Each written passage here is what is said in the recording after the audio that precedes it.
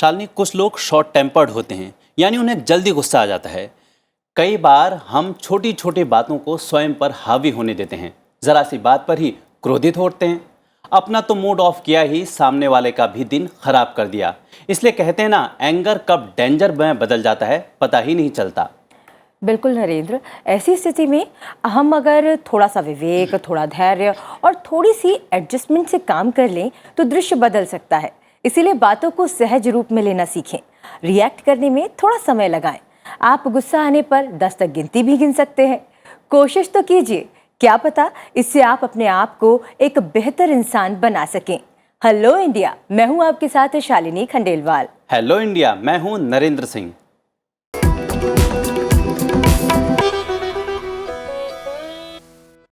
सबसे पहले जानते हैं कि हेलो इंडिया में क्या है खास, हेलो इंडिया हाइलाइट्स के द्वारा। हेलो इंडिया में I2U2 और इंडोनेशिया के बाली में चल रही G20 वित्त मंत्रियों की बैठक सहित आपको बताएंगे देश और दुनिया की बड़ी खबरें। साथ ही पॉजिटिव न्यूज के जरिए हम आपको बताएंगे कि कैसे हर हाथ को काम योजना के तहत कैदी कर रहे हैं काम और जीवन सुधारने की तरफ बढ़ा रहे हैं कदम। साथ ही पलटेंगे इतिहास के पन्नों को, जानेंगे आज के दिन से जुड़ा इतिहास।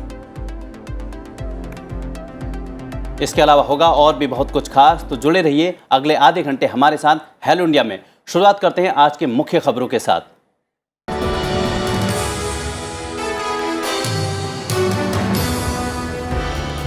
I2U2 वर्चुअल शिखर सम्मेलन में वर्चुअल संबोधन में प्रधानमंत्री ने कहा कि I2U2 फ्रेमवर्क बढ़ती हुई वैश्विक अनिश्चितताओं के बीच व्यावहारिक सहयोग का एक अच्छा मॉडल है। I2U2 फ्रेमवर्क के तहत जल, ऊर्जा, परिवहन, स्वास्थ्य, स्पेस और खाद्य सुरक्षा के लिए 6 महत्वपूर्ण क्षेत्रों में संयुक्त निवेश बढ़ाने के लिए सहमत हुए हैं। कई क्षेत्रों में संयुक्त परियोजनाएं की पहचान और उनमें आगे बढ़ने का रोड मैप भी बनाया है।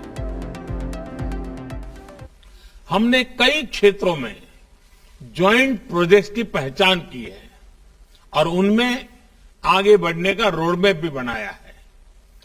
I2U2 फ्रेमवर्क के तहत हम जल, ऊर्जा, परिवहन, स्पेस, स्वास्थ्य और खाद्य सुरक्षा के 6 महत्वपूर्ण क्षेत्रों में ज्वाइंट इन्वेस्टमेंट बढ़ाने के लिए सहमत हुए हैं।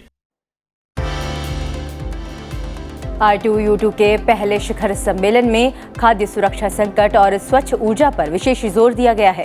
साझा बयान में कहा गया है कि I2U2 का उद्देश्य दुनिया के समक्ष आने वाली कुछ सबसे बड़ी चुनौतियों से निपटने के लिए हमारे समाजों की जीवंतता और उद्यमशीलता की भावना का इस्तेमाल करना है। भारत, इजराइल, अमेरिका और UAE के शीर्ष नेताओं ने दीर्घकालिक विविध खाद्य उत्पाद और खाद्य वितरण प्रणाली सुनिश्चित करने के लिए नवीन तरीकों पर चर्चा की। उपराष्ट्रपति एम वेंकैया नायडू ने देश में थैलीसीमिया और सिकल सेल एनीमिया जैसी आनुवंशिक बीमारियों पर काबू पाने के लिए एहतियाती कदम उठाने की जरूरत पर जोर दिया है। उन्होंने ऐसे बच्चों की पहचान करने के लिए निगरानी बढ़ाने का सुझाव दिया। हैदराबाद में दूसरी रक्त आधान इकाई और आधुनिक नैदानिक प्रयोगशाला का उद्घाटन करते हुए उपराष्ट्रपति ने कहा कि निजी क्षेत्र और गैर सरकारी संगठन इन आनुवंशिक बीमारियों से निपटने के लिए सरकार का सहयोग करें। कार्यवाही से हटाए जाने वाले चयनित शब्दों की एक पुस्तिका जारी किए जाने को लेकर उत्पन्न विवाद पर लोकसभा अध्यक्ष ओम बिरला ने कहा कि ये 1959 से जारी एक नियमित प्रथा है। उन्होंने कहा कि संसदीय कार्यवाही के दौरान किसी शब्द के प्रयोग को प्रतिबंधित नहीं किया गया है। सदस्य सदन की मर्यादा को ध्यान में रखते हुए अपने विचार व्यक्त करने के लिए स्वतंत्र हैं। विपक्षी दलों के आरोपों को खारिज करते हुए उन्होंने कहा कि संसदीय परिपाटियों से अनजान लोग कई तरह की टिप्पणियां करते हैं। उन्होंने कहा कि विधायिकाएं सरकार से स्वतंत्र होती हैं और सदस्य अपने विचार व्यक्त करने के लिए स्वतंत्र हैं। देश में भ्रम की स्थिति नहीं होना चाहिए। किसी शब्दों को बैन नहीं किया है और किसी सरकार भी बैन नहीं करती है। मैं डिबेट और चर्चा में सुन रहा हूं कि इस सरकार ने बैन कर दिया, उस सरकार ने बैन कर दिया। चाहे राज्यों की सरकार हो, चाहे केंद्र की सरकार हो, सभी राज्य की विधानसभा और लोकसभा और राज्यसभा एक स्वतंत्र स्वतः निकाय है जिन पर सरकारों का कोई नियंत्रण नहीं होता है। और मैं मानता हूं कि सभी राज्य विधानसभा इसी लोकतांत्रिक प्रक्रियाओं से चलती है, संसद भी इस प्रक्रियाओं से चलती है। देश में मंकीपॉक्स का पहला मरीज केरल में मिला है। यह 3 दिन पहले यूएई से लौटा था। केंद्रीय स्वास्थ्य मंत्रालय ने गुरुवार को इसकी पुष्टि की। राज्य के स्वास्थ्य अधिकारियों के साथ सहयोग करने के लिए केंद्र की ओर से एक उच्च स्तरीय दल को केरल भेजा जा रहा है। विनिर्मित सामान और ईंधन उत्पादों की कीमतों में कमी के कारण जून में थोक मूल्य सूचकांक महंगाई घटकर 15.18% पर आ गई। हालांकि खाद्य वस्तुओं के दामों में तेजी बनी हुई है। जून 2022 में खाद्य वस्तुओं की महंगाई 14.39% रही। मई में ये 12.34% थी। ईंधन और ऊर्जा में मुद्रास्फीति 40.38%, विनिर्मित वस्तुओं की महंगाई 9.19% रही। कच्चे पेट्रोलियम और प्राकृतिक गैस में मुद्रास्फीति 77.29% रही। पिछले महीने थोक महंगाई 15.88 के रिकॉर्ड उच्च स्तर पर थी। देश से निर्यात जून में 23.52% बढ़कर 40.13 अरब डॉलर पर पहुंच गया है। आंकड़ों के अनुसार जून में वस्तुओं का आयात सालाना आधार पर 57.55% के उछाल के साथ 66.31 अरब डॉलर पर पहुंच गया। चालू वित्त वर्ष की पहली तिमाही अप्रैल जून में निर्यात 24.51% बढ़कर 118.96 अरब डॉलर रहा। इस दौरान व्यापार घाटा रिकॉर्ड 26.18 डॉलर के स्तर पर रहा। देश की दूसरी सबसे बड़ी प्रवेश परीक्षा CUET के प्रथम संस्करण की शुरुआत आज से देश और विदेशों के 510 से अधिक शहरों में स्थित परीक्षा केंद्रों पर होगी। इस परीक्षा के लिए लगभग 14.9 लाख छात्रों ने पंजीकरण कराया है। और अब नजर डालते हैं देश के विभिन्न राज्यों से आ रही खबरों पर। दिल्ली में अब EWS कोटे के तहत छात्रों को प्रवेश नहीं देने वाले प्राइवेट स्कूलों के खिलाफ प्राथमिकी दर्ज की जाएगी। दिल्ली विधानसभा की SC/ST कल्याण समिति ने शिक्षा विभाग से कहा है कि EWS छात्रों को प्रवेश देने से इनकार करने वाले निजी स्कूलों के खिलाफ प्राथमिकी दर्ज करने के निर्देश दिए गए हैं। ईडी ने मुंबई के पूर्व पुलिस आयुक्त संजय पांडे को तलब किया है और उनसे ASI कर्मियों के अवैध फोन टैपिंग मामले में पूछताछ के लिए दिल्ली में पेश होने को कहा है। फोन टैपिंग केस में CBI ने आरोप लगाया था कि नारायण और रामकृष्ण ने मुंबई सेवानिवृत्त पुलिस आयुक्त संजय पांडे की एक कंपनी को शेयर बाजार के कर्मचारियों के फोन कॉल को अवैध रूप से इंटरसेप्ट करने के काम में लगाया था। जम्मू कश्मीर के किश्तवाड़ जिले में सेना ने 100 फुट ऊंचे राष्ट्रीय ध्वज को गुरुवार को लोगों को समर्पित किया। किश्तवाड़ जिले के कुलीद चौक पर इस 100 फुट ऊंचे राष्ट्रीय ध्वज को स्थापित करने का काम 40 दिनों के रिकॉर्ड समय में पूरा किया गया और ये जम्मू क्षेत्र में अपनी तरह का एक अनूठा ध्वज है। झारखंड मुक्ति मोर्चा राष्ट्रपति चुनाव में NDA की ओर से राष्ट्रपति पद की उम्मीदवार द्रौपदी मुर्मू का समर्थन करेगा। पार्टी अध्यक्ष की ओर से पार्टी सांसदों और विधायकों को निर्देश दिया है कि वो द्रौपदी मुर्मू के पक्ष में मतदान करें। हिमाचल प्रदेश के मुख्यमंत्री जयराम ठाकुर की अध्यक्षता में मंत्रिमंडल की बैठक हुई। हिमाचल प्रदेश विधानसभा का मॉनसून सत्र 10 अगस्त से शुरू होकर 13 अगस्त तक चलेगा। साथ ही चिकित्सा अधिकारियों के 500 पदों को भरने का निर्णय लिया गया है। महाराष्ट्र के मुख्यमंत्री एकनाथ शिंदे ने राज्य में पेट्रोल में 5 रुपये और डीजल में 3 रुपये प्रति लीटर वैट में कटौती की घोषणा की। इस फैसले से सरकारी खजाने पर 6,000 करोड़ रुपए का भार पड़ेगा। भारत के पहले यूनेस्को विश्व धरोहर स्थानों में अहमदाबाद को टाइम पत्रिका की वर्ष 2022 पुस्तिका में दुनिया के 50 सर्वश्रेष्ठ स्थानों की सूची में शामिल किया गया है। सूची में अहमदाबाद के साथ केरल राज्य को भी शामिल किया गया है। गुजरात के कई हिस्सों में पिछले 4 दिन से भारी बारिश जारी है। नवसारी के कई इलाकों में घुटनों तक पानी भर गया है। मौसम विभाग के मुताबिक राज्य के उत्तरी और दक्षिणी हिस्सों में, सौराष्ट्र और क्षेत्र समेत गुजरात में कई स्थानों पर भीषण बारिश होने का अनुमान जताया है।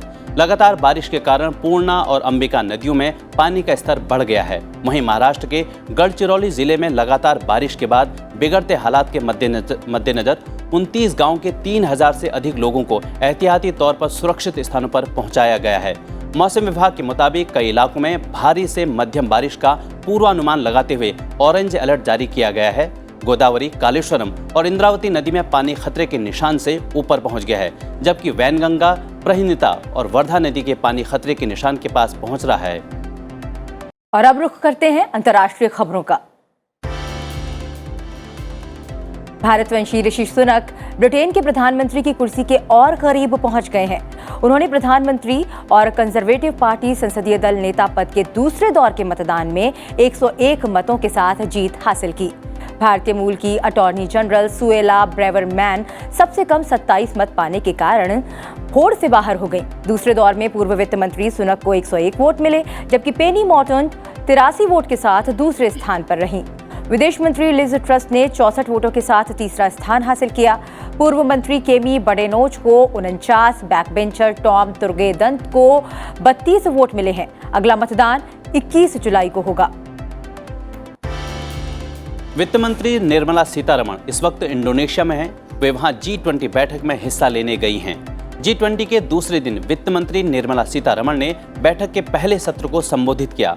अपने संबोधन में उन्होंने भारत के आर्थिक विकास के बारे में चर्चा की। इसके साथ ही उन्होंने वैश्विक जोखिमों और नीति प्रतिक्रियाओं पर ध्यान केंद्रित करते हुए वैश्विक अर्थव्यवस्था को कैसे सुधारा जाए, इस पर विचार रखें। ब्रिक्स में श्रम और रोजगार मंत्रियों की बैठक 2022 आयोजित हुई। इस बैठक में भारत के केंद्रीय श्रम और रोजगार मंत्री भूपेंद्र यादव ने हिस्सा लिया। बैठक के दौरान सतत विकास के लिए हरित नौकरियों को बढ़ावा देने पर चर्चा हुई। इसके अलावा कौशल विकास के नियम को लचीला करना और रोजगार के नए रूपों में कामगारों के अधिकार की रक्षा जैसे मुद्दों पर भी बातचीत हुई। श्रीलंका में आर्थिक संकट के बीच राजनीतिक संकट गहराता जा रहा है। गोटबाया राजपक्षे ने मालदीव से सिंगापुर पहुंचने के बाद राष्ट्रपति पद से इस्तीफा दे दिया। उनका इस्तीफा स्पीकर कार्यालय को मिल गया है। इसकी घोषणा स्पीकर कार्यालय की ओर से आज की जाएगी। वहीं गोटबाया की सिंगापुर पहुंचने के बाद मंत्रालय ने बयान जारी किया और इसे गोटबाया की निजी यात्रा बताया। आपको बता दें कि बुधवार की सुबह वो श्रीलंका से भाग गए थे, जिसके बाद श्रीलंका में प्रदर्शनकारियों ने भारी बवाल काटा था। अमेरिका के राष्ट्रपति जो बाइडेन देश सऊदी अरब के दौरे पर हैं। वो आज क्राउन प्रिंस मोहम्मद बिन सलमान से मुलाकात करेंगे। सऊदी की उनकी यात्रा को बाइडेन की विदेश नीति में यू टर्न के रूप में देखा जा रहा है, क्योंकि अमेरिका पत्रकार जमाल खशोगी की हत्या के लिए क्राउन प्रिंस को जिम्मेदार ठहराता है। अमेरिकी राष्ट्रपति जो बाइडेन ने इजरायली पीएम यार लापिद से ईरान के तेजी से बढ़ रहे एटमी कार्यक्रम पर चर्चा की। इजरायली नेता ने ईरान को एटम संपन्न न होने देने का संकल्प लिया। आज सऊदी अरब दौरे पर रवाना होने से पहले बाइडेन ने लापिद से क्षेत्र के एकीकृत होने पर जोर दिया। बाइडेन यहां एक साझा घोषणा पर हस्ताक्षर भी करेंगे, जिसमें सैन्य सहयोग और ईरान को एटमी हथियार हासिल करने के रोकने की प्रतिबद्धता पर जोर रहेगा। रूस यूक्रेन के बीच अनाज निर्यात समझौते पर हुई वार्ता के बीच रूस की मिसाइलों ने यूक्रेनी शहर विनित्सिया पर हमला कर दिया। इस हमले में एक छोटे बच्चे समेत 20 लोगों की मौत हो गई। यूक्रेनी राष्ट्रपति वोलोदिमिर ज़ेलेंस्की ने असैन्य आबादी वाले क्षेत्र में इस हमले को आतंकी कार्रवाई बताया है। ज़ेलेंस्की ने कहा कि रूस हर दिन असैन्य क्षेत्रों में बमबारी कर रहा है, बच्चों को मार रहा है।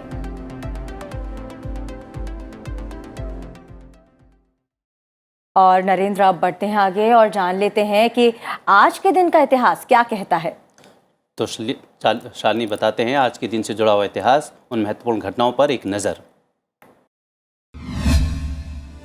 15 जुलाई वर्ष 1783 में जमशेद जीजीभाई का जन्म बॉम्बे यानी आज के मुंबई में हुआ था। इनका नाम भारतीय इतिहास के सबसे बड़े दानवीर कारोबारियों में शुमार है। अपनी दानवीरता के लिए महारानी विक्टोरिया से सम्मानित होने वाले ये पहले भारतीय थे। जीजीभाई ने कुओं, बांधों, सड़कों, पुलों, औषधालयों, शिक्षण संस्थानों, पशुशालाओं, अनाथालयों समेत कई जरूरी भवनों के लिए धन दान दिया। बचपन में जमशेद जीजीभाई आर्थिक तंगी के कारण शिक्षा ग्रहण नहीं कर सके, क्योंकि माता पिता के निधन के बाद उनके जीवन का संघर्ष शुरू हो गया था। जमशेद जी बड़े व्यावसायिक बुद्धि वाले थे। उन्होंने अपने व्यापार का भारत के बाहर विस्तार किया। उन्होंने भाड़े के जहाजों से चीन यात्रा की और चीन के साथ वस्तुओं का क्रय विक्रय करने लगे। कुल मिलाकर वे 5 बार चीन गए। कभी ये यात्राएं खतरनाक भी सिद्ध हुईं। एक बार पुर्तगालियों ने इनका जहाज पकड़कर लूट लिया और इन्हें केप ऑफ गुड होप के पास छोड़ दिया। किसी तरह मुंबई आकर उन्होंने फिर अपने आप को संभाला और 1814 में अपना जहाज खरीदने के बाद जहाजी बेड़ा बढ़ाने और निरंतर उन्नति की दिशा में बढ़ते गए। जमशेद जीजी भाई को बॉम्बे का सबसे योग्य पुत्र भी कहा जाता है। नरेंद्र, अब बात करते हैं आज के दिन की। आज है विश्व युवा कौशल दिवस। आज का ये दिन युवाओं के लिए बहुत मायने रखता है। इस दिन का उद्देश्य युवाओं को अधिक से अधिक कौशल VX के प्रति जागरूक करना है ताकि वे बेहतर अवसरों को तलाश कर रोजगार हासिल कर सके। और आज इस दिन पर लोकसभा अध्यक्ष ओम बिरला ने भी अपना एक ट्विटर संदेश दिया है। नरेंद्र, आत्मनिर्भर भारत सिद्धि में युवा शक्ति की अहम भूमिका है। सशक्त युवा की सक्षम भारत का आधार है। अपने कौशल और नवाचारों से भारतीय युवा आज विश्व को बेहतर बना रहे हैं। वर्ल्ड यूथ स्किल डे पर हम युवा शक्ति के देश के प्रति समर्पण और मानव उत्थान की भावना का अभिनंदन करते हैं। अब बात करते हैं आज की गतिविधियों पर। लोकसभा अध्यक्ष ओम बिरला संसद परिसर में दोपहर 12 बजे भारत में विधान निकाय के पीठासीन अधिकारियों से मिलेंगे। इस दौरान पीठासीन अधिकारी अखिल भारतीय पीठासीन अधिकारियों के सम्मेलन और CPA भारत क्षेत्र से संबंधित मुद्दों पर चर्चा करेंगे। लोकसभा अध्यक्ष भारतीय प्रतिनिधिमंडल की एक ब्रीफिंग बैठक की अध्यक्षता करेंगे। ये प्रतिनिधिमंडल 20 से 26 अगस्त तक कनाडा के हैलिफैक्स में होने वाले राष्ट्रमंडल संसदीय सम्मेलन में भाग लेगा। केंद्रीय रक्षा मंत्री राजनाथ सिंह आज प्रोजेक्ट दूनागिरी P-17A फ्रिगेट को लॉन्च करेंगे, जिसे कोलकाता में हुगली नदी में लॉन्च किया जाएगा। दूनागिरी P-17A फ्रिगेट्स का चौथा जहाज है। इसे उत्तराखंड में एक पर्वत श्रृंखला दूनागिरी के नाम पर रखा गया है। केंद्रीय शिक्षा मंत्री धर्मेंद्र प्रधान आज राष्ट्रीय संस्थागत रैंकिंग फ्रेमवर्क के तहत NIRF रैंकिंग 2022 जारी करेंगे। नरेंद्र, अब बात करते हैं हमारे अगले सेगमेंट की, यानी कि पॉजिटिव स्टोरी की। पॉजिटिव स्टोरी में आज हमारे पास कुछ खास और अलग है। क्या आपको पता है कि हिमाचल के शिमला में कैदियों के द्वारा एक एग्जीबिशन लगाई गई है जो कि शिमला आने वाले पर्यटकों के आकर्षण का केंद्र बनी हुई है? हाँ शालिनी, दरअसल शिमला के गेयटी थिएटर में ये प्रदर्शनी लगाई गई है जिसमें कंडा जेल के कैदियों द्वारा जेल में बनाए गए सामान को प्रदर्शित किया गया है। आइए देखते हैं कि कैदियों ने आखिरकार ऐसा क्या बनाया है जो लोगों का ध्यान अपनी तरफ खींच रहा है।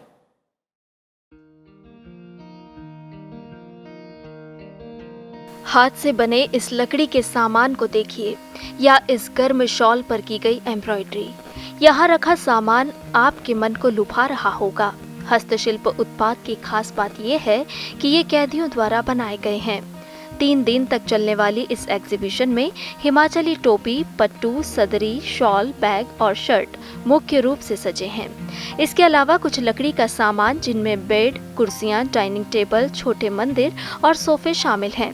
इन उत्पादों की खरीदारी सैलानी समेत शहरवासी भी बड़ी संख्या में कर रहे हैं। 3 दिवसीय इस प्रदर्शनी का उद्घाटन अपर पुलिस महानिदेशक कारागार सतवंत अटवाल ने किया है। हिमाचल प्रदेश की जेलों में बंद कई कैदी जेल विभाग की योजना हर हाथ को काम के तहत जेल में ही काम कर रहे हैं। इस काम से होने वाली कमाई से अपने घर का खर्च चला रहे हैं।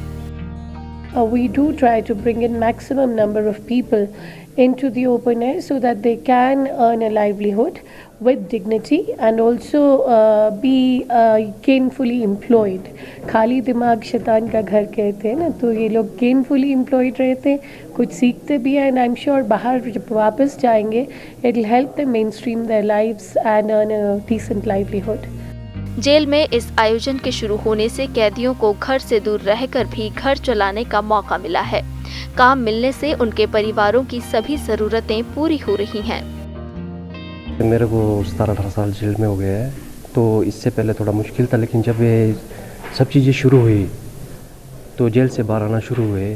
जो भी हमारे को बेजिस मिलता है, जो भी कमाई मिलती है, वो हमारे परिवार के लिए भी बहुत अहम है। क्योंकि हम जब कोई जेल में आता है तो उसके पीछे जो परिवार होता है वो काफ़ी वीक हो जाता है। वो जो ये काम शुरू किया है इससे बहुत सारा सहारा मिला है। कई बार लोग ऐसे सोचते हैं कि हम जेल में चले गए, अब लाइफ ख़त्म है, राइट? तो उन लोगों को जब यहाँ पे आके एक होप मिलती है कि नहीं, उनको एक हम जैसे आम लोगों के साथ जोड़ने का काम किया जा रहा है। तो लर्निंग यही है कि किसी भी स्टेज पे चाहे आपने कुछ भी किया हो पहले, आप लर्निंग को नहीं मतलब पीछे नहीं छोड़ सकते। लर्निंग आपको किसी ना किसी पॉइंट पे आगे मिलेगी ही, और वो जिस तरीके से ये सीख के काम ही कर रहे हैं, ऐसा तो है नहीं कि इनको पहले से आता होगा, तो विच इज़ वेरी गुड। इन कैदियों में कोई हत्या का आरोपी तो कोई अन्य अपराधों के तहत जेल की सजा काट रहा है। वहीं कुछ उच्च शिक्षा प्राप्त पढ़े लिखे टेक सेवी कैदी भी हैं, जिन्हें जेल प्रशासन ने वेबसाइट बनाने के काम पर लगाया हुआ है। नरेंद्र, हिमाचल प्रदेश में कैदियों को सुधरने का मौका देने की ये कवायद जहां समाज सुधार की ओर इशारा करती है, वहीं अपने परिवार के प्रति उनकी जो जिम्मेदारी है उसमें भी उनकी मदद करती है। और अब बढ़ते हैं आगे और बात करते हैं देश की संसद की। हमारी संसद देश की सबसे बड़ी पंचायत है, जहां जनप्रतिनिधि यानी कि हमारे सांसद लगातार जनता के हितों से जुड़े मुद्दे उठाते हैं। इन्हीं सांसदों से जुड़ा संसद टीवी का एक विशेष कार्यक्रम है आपके सांसद। इस कार्यक्रम के जरिए हमारी टीम ग्राउंड जीरो पर पहुंचकर संसदीय क्षेत्र में हो रहे विकास कार्यों को देश के सामने लाती है। इस खास कार्यक्रम में इस बार कौन है हमारे मेहमान, आइए जानते हैं। आपके सांसद में इस बार देखिए लगातार 3 बार जीत दर्ज करने वाले लोकसभा के पैनल ऑफ चेयरमैन में शामिल मेरठ हापुड़ संसदीय सीट के सांसद राजेंद्र अग्रवाल की कहानी, उन्हीं की जुबानी। मेरठ दिल्ली एक्सप्रेस हाईवे लोकार्पित हो चुका है। देश की पहली रीजनल रेल, रैपिड रेल, वो मेरठ के अंदर दिल्ली से मेरठ की बन रही है। हवाई अड्डा भी यहाँ पर शीघ्र ही स्थापित होने वाला है। शुक्रवार शाम 7:30 बजे सिर्फ संसद टीवी पर। तो देखना ना भूलें ये विशेष कार्यक्रम आपके सांसद आज शाम 7:30 बजे। और इस खास कार्यक्रम को आप संसद टीवी के यूट्यूब चैनल पर भी देख सकते हैं। इसके साथ ही आप हेलो इंडिया को भी आप टीवी के अलावा संसद टीवी के यूट्यूब पर चैनल पर देख सकते हैं। नरेंद्र, हम हेलो इंडिया में बहुत सी चीज़ें बताते हैं, पॉजिटिव स्टोरी, आज का इतिहास और भी बहुत कुछ खास। ये सभी कुछ संसद टीवी के यूट्यूब चैनल पर मौजूद है, वहाँ पर आप इसे ज़रूर देखें। साथ ही संसद टीवी कू, ट्विटर और इंस्टा पर भी उपलब्ध है। आप संसद टीवी की आईडी को ज़रूर फॉलो कीजिए और उस पर अपने सुझाव भी ज़रूर दीजिए। और नरेंद्र, फिलहाल हो गया है इजाज़त लेने का समय, लेकिन जाते जाते हम हमेशा ही कुछ खास तस्वीरें लेकर आते हैं। आज क्या है खास?